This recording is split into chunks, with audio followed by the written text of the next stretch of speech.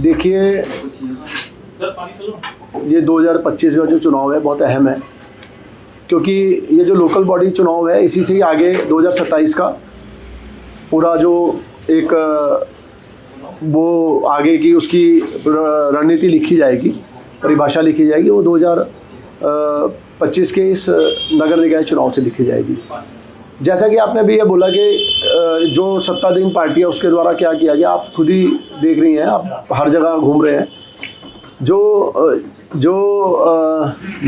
अपना क्षेत्र की, हर क्षेत्र की समस्याएं, बहुत सारी समस्याएं हैं।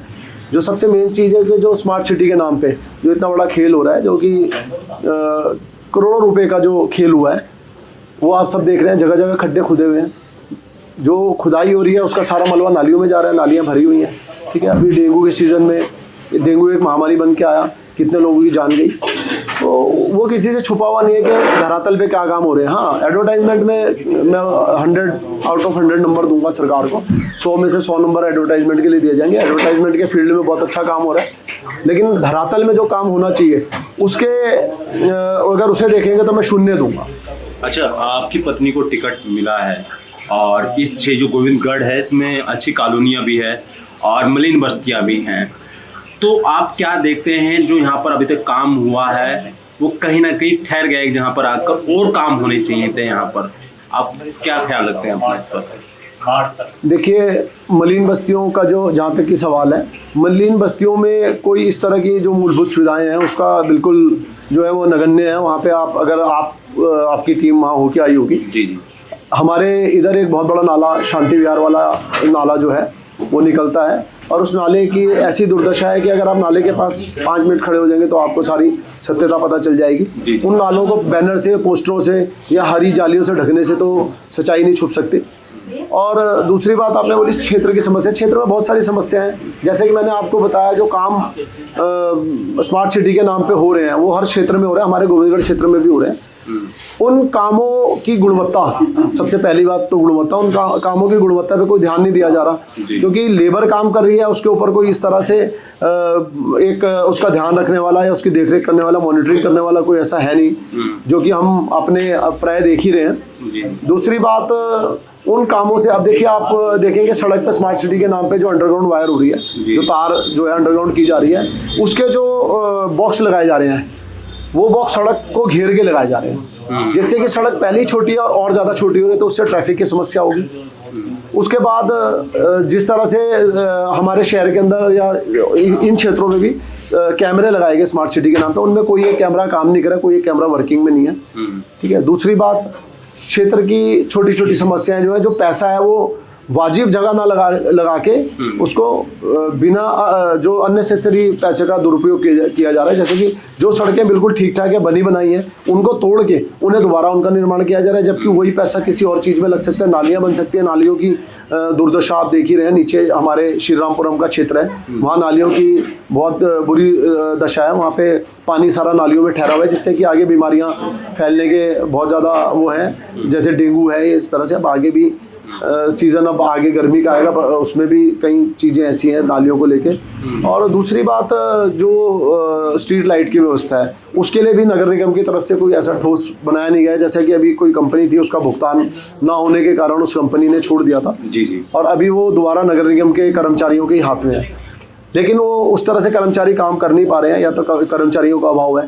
दूसरा, डोर टू डोर जो कूड़ा उठान का कार्य है, उसके लिए गाड़ियों का अभाव है, क्योंकि जिस तरह से गाड़ियां लगनी चाहिए, अब कूड़ा उठाने वाला जो है क्षेत्र में, आप लोगों से पूछेगा आपको मालूम चलेगा, कूड़ा उठाने के लिए जो एक गाड़ी लगा रखी है, वो गाड़ी कूड़ा उठाने का कार्य दोपहर 3 बजे तक करती है, और उस समय तक लोग अपने ऑफिस जा चुके होते हैं, काम पे जा चुके होते हैं, तो कूड़ा वो जो गाड़ी के द्वारा उठना चाहिए वो नालियों में जा रहा है। ठीक है ना। तो ये सब छोटी छोटी समस्या है। आप क्या संदेश देना चाहेंगे गोविंदगंज से आप है? देखिए, कोई व्यक्तिगत तौर पे मैं कोई संदेश दूं तो वो ठीक नहीं होगा, लेकिन मैं ये चाहूँगा कि आजकल लोगों के अंदर जब जागरूकता है तो वो ये देखें कि हमारा जो उम्मीदवार है, जिस उम्मीदवार को हम चुनने जा रहे हैं, 5 साल अपने क्षेत्र का उसका काम काज उसके हाथ में सौंपने जा रहे हैं, वो उसके अंदर कितना कैलिबर है ना, वो कितना शिक्षित है, वो आपकी आवाज़ को निगम में किस तरह से उठा पाएगा, उसका निगम में आपको आवाज़ उठाने के उसके अंदर वो जज्बा और वो जोश है भी कि नहीं है। सबसे पहले तो इस चीज़ को देखा जाएगा, क्योंकि यहाँ जितने भी क्षेत्रवासी 8,000 से ऊपर वोटर हैं, वो सारे के सारे वोटर इस सोच के साथ वोट देंगे प्रत्याशी को कि हमारी आवाज़ को आगे तक बुलंद करेगा। तो यहाँ के जो जनता जनार्दन है, जो हमारे वोटर्स हैं, मैं उनसे ये रिक्वेस्ट करूँगा कि आप पहले तोलें और फिर उसके बाद उस प्रत्याशी को वोट दें कि जो प्रत्याशी उसके काबिल हो, जो आपकी आवाज़ को वहाँ तक लेके जा सके। देखिए, मेरे कहने से अगर मेयर बनने, तो मैं कहूँगा जी हमारी पार्टी के वीरेंद्र पोखरियाल जी बहुत अच्छे और बहुत सज्जन आदमी है, तो उन्हें ही मेयर बनना चाहिए। अगर आप मेरी राय, मेरी पर्सनल राय मांगेंगे, बाकी आपके जो आपने प्रश्न किया उस प्रश्न के ऊपर मैं आपको ये बात बोलता हूँ कि इसके ऊपर भी यही बात जो मैंने प्रत्याशी के लिए बोली है, वार्ड पार्षद प्रत्याशी के लिए बोली है, यही बात मेयर के लिए भी लागू होती है। लोग पढ़े लिखे हैं, लोग समझदार हैं, और देहरादून की जनता, मैक्सिमम देहरादून के लोग जो पढ़े लिखे लोग हैं, तो पढ़े लिखे होने के हिसाब से लोगों को ये देखना चाहिए कि कौन आदमी हमारी आवाज़ को पुरजोर तरीके से उठा पाएगा, ना कि वो ये देखें कि वो प्रत्याशी कौन सी पार्टी से संबंध रखता है, कि वो बीजेपी से संबंध रखता है तो हम बीजेपी वाले तो हम उसे वोट दें, ठीक है ना। क्योंकि ये एक बहुत बड़ा चुनाव है।